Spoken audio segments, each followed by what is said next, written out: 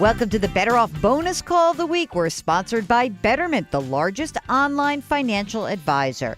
If you've got a financial question, a housing question, a tax question, a retirement question, an investing question, we want to hear from you. Just send us an email. Ask Jill at betteroffpodcast.com. Ask Jill at betteroffpodcast.com. Today, we're talking to Joe, who's on the line from L.A. Hello, Joe. Welcome to the show. What can I do for you? Hi, Jill. Thank you. Such a pleasure to talk to you. And you. So here's my question. I had my annual catch-up with my financial advisor, and all was going fine till we get to the end. And as sort of one more thing before you leave, he asked me if I want to think about taking out a whole life insurance policy for my 9-year-old son, which on the surface didn't initially sit with me right, and I asked him why, and he said, to sort of force some more savings, and I said, well, then why not just put it into a brokerage account? And he started to play at the heartstrings and tell a tale of how I could leave money for my son and go on and on and on. Anyway, I left there thinking... You said to yourself, uh-oh, wah, wah.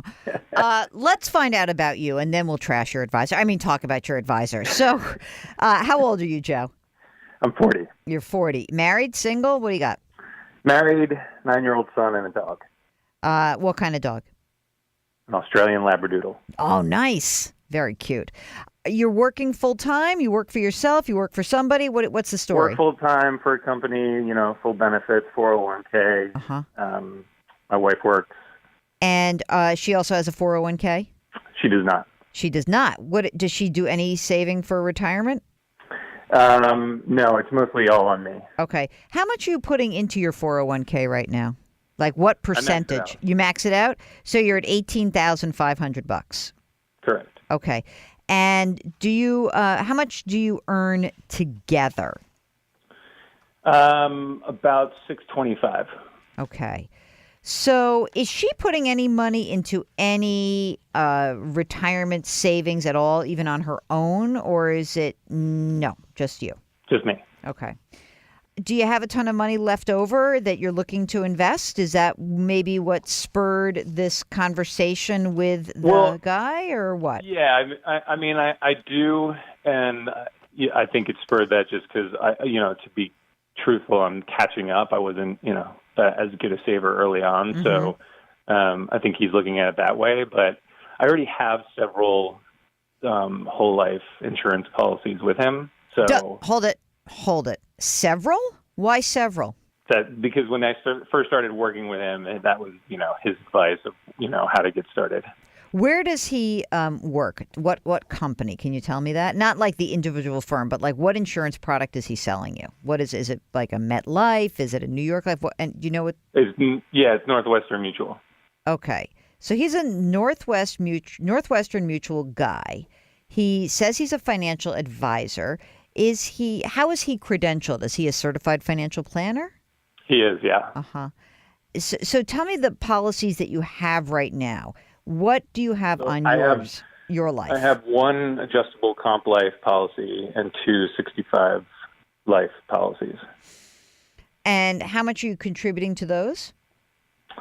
I contribute about $4,000 a month total. Uh-huh. Do you know what the insurance amount is? Not just the amount you put in, but like what is your death benefit approximately? For the three total, it's $2.5 million. Mm-hmm. And what about your wife? Does she also have some insurance on her life as well? She does. She has policies with them as well for $2.5 million. All right. Now, before I jump out of my skin, I'm going to try to be very measured when I say this, because I think that Mark is watching my head blow off, and so it's quite a spectacle for him to watch this. Okay, I am not a huge fan of using permanent life insurance to save. And part of the reason I'm not a big fan of that is that the money that is going into that policy, it does grow without any current taxation. That's true. But presuming that you were using this, you obviously do not need any more life insurance, for God's sakes. And your kid never needs life insurance. But what is interesting to me is that when you put money into a whole life or a permanent life or an adjustable life policy, it goes in, there's no tax, but any of the accumulation comes out at your ordinary income tax level. So, for example, you right now, as a married filing jointly, you make over $600,000. So your top every dollar you earn over 600 grand will be taxed at 37%.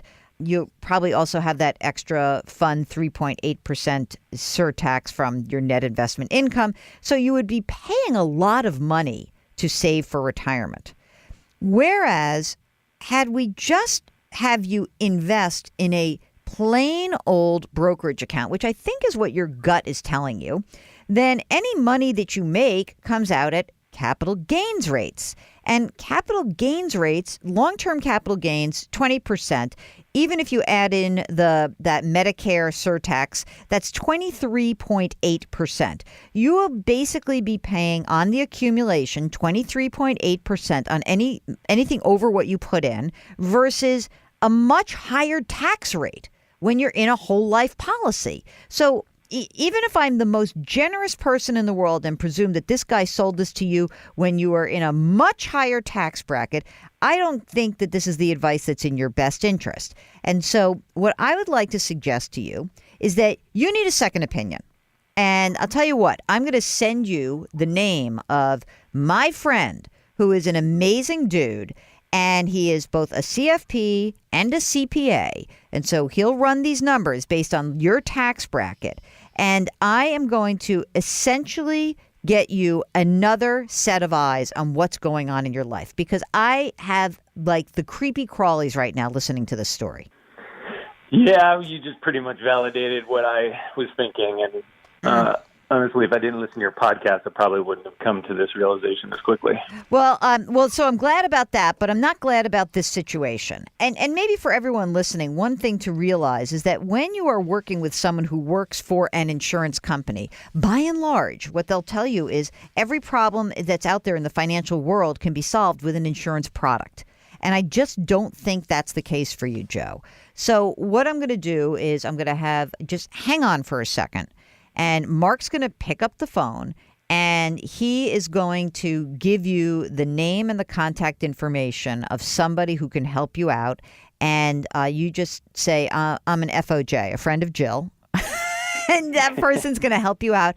We just want another set of eyes on your financial situation. So I think incredibly smart of you to pick up the phone and call us.